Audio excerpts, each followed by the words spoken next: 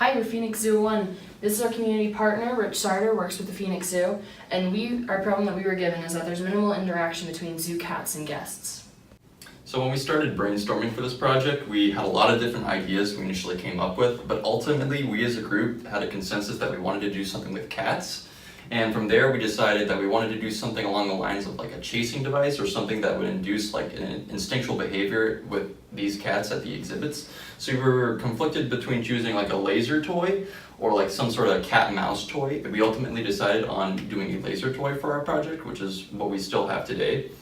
From there we started prototyping and coming up with a lot of different ideas for what we were going to do for this particular project.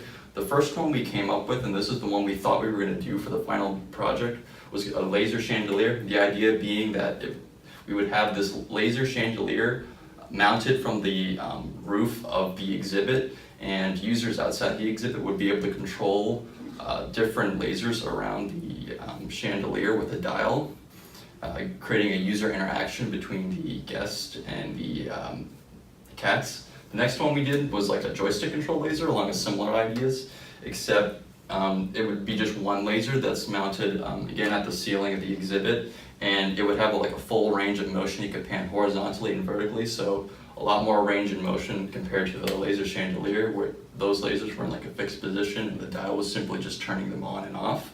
The final one we came up with was like a mounted laser gun. This is probably like the most expensive and ambitious one of the ones we came up with.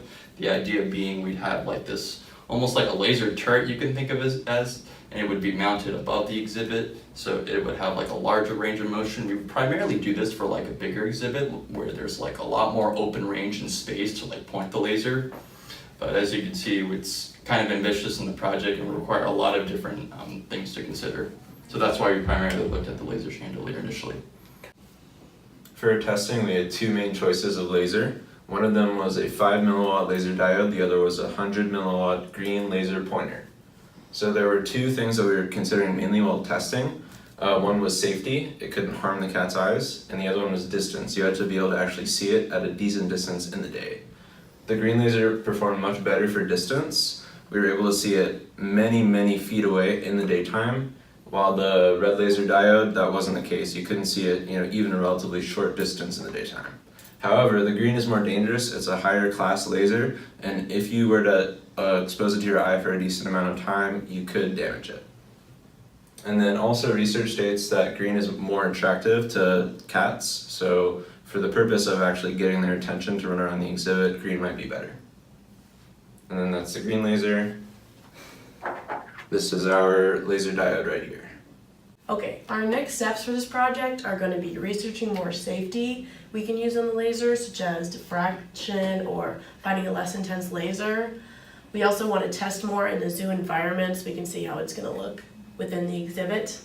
And we also need to communicate with the zookeepers to see how they want to incorporate the device, such as make it a game with possibly introducing a food reward system. And that's about it. Thank you. We hope you enjoy working on this project or getting to work with this project.